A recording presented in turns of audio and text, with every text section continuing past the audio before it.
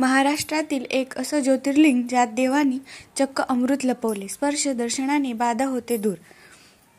या ज्योतिर्लिंगाच्या दर्शनासाठी देशभरातून भाविक मोठ्या संख्येने येत असतात.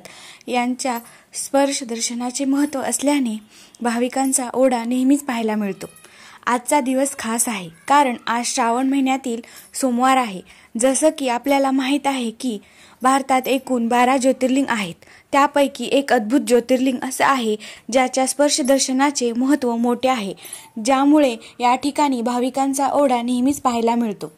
जे ज्योतिर्लिंग महाराष्ट्रातील बीड येथील परळी येथे आहे. या ठिकाणी वैद्यनाथाच्या दर्शनासाठी देशभरातून भाविक मोठ्या संख्येने येत असतात. ज्योतिर्लिंग आपल्या कारणाने धार्मिकदृष्ट्या या ठिकाणाला अनन्यसाधारण असे महत्त्व आहे. पुराणात सुद्धा परळीच्या वैद्यनाथांचा उल्लेख आहे. आज श्रावण सोमवार निमित्त जाणून घेऊया 12 ज्योतिर्लिंग स्तोत्रात उल्लेख. आद्य शंकराचार्यांनी रचना केलेल्या 12 ज्योतिर्लिंग स्तोत्रात स्पष्टपणे परळी वैजनाथांचं असं परळी वैजनाथ ज्योतिर्लिंगाचा उल्लेख आहे. त्याचबरोबर स्वतः आद्य शंकराचार्य 12 ज्योतिर्लिंग यात्रा केली आहे. या दरम्यान ज्योतिर्लिंग म्हणून आद्य शंकराचार्य हे परळी वैजनाथ येथे दर्शन घेऊन भेट देऊन गेल्याच्या ऐतिहासिक नोंदी आहेत. शृंगेरी येथील शंकराचार्य मूळ पीठामध्ये आजही आद्य शंकराचार्य परळी वैजनाथ येथे ज्योतिर्लिंग दर्शनासाठी आल्याची नोंद आहे.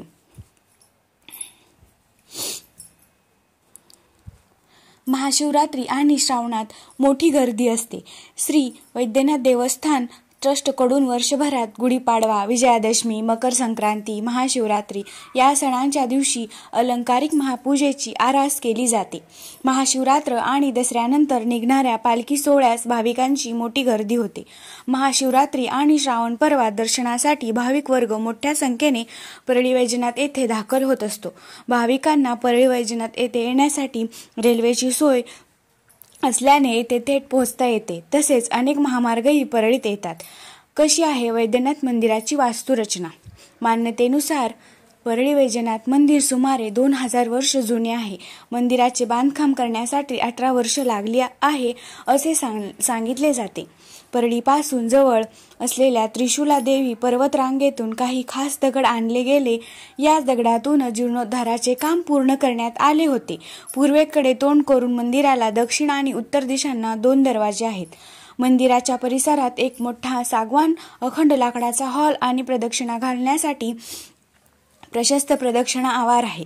धार्मिक महत्त्व असलेले तसेच मंदिराचे सौंदर्य वाढवणारे 2 तीर्थ आहेत. मंदिराचा गाभारा आणि सभामंडप हे एकाच पातळीवर असल्यामुळे सभामंडपातून ज्योतिर्लिंगाचे दर्शन होऊ शकते. त्रिकाल दर्शनामुळे 3 नंदीचे वास्तव्य असल्याने या गाभाऱ्यात 3 नंदी आहेत.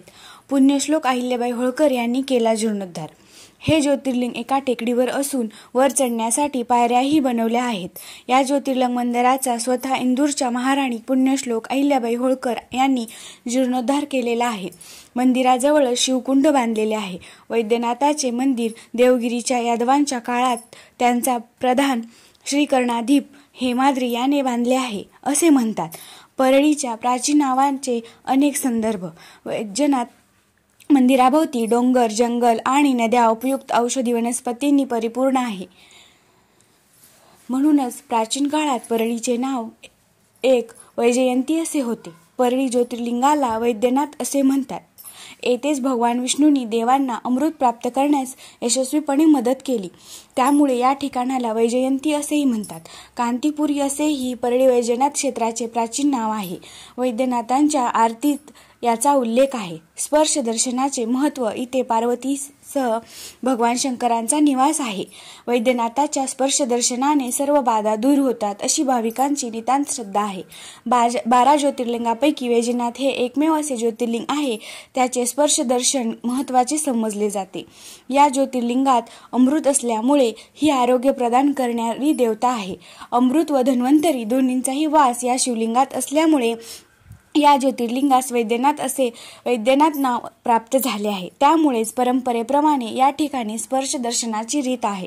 समुद्र मंथनातून अमृत याच शिवलिंगात लपवले. देवदेत्यांनी केलेल्या समुद्र मंथनातून 14 रत्ने बाहेर आली. त्यापैकी धन्वंतरी आणि अमृत हे 2 रत्न होती. जेव्हा राक्षस अमृत घेण्यासाठी धावले तेव्हा श्री विष्णूने धन्वंतरीसह अमृत याच वैजनाथ शिवलिंगात लपवले.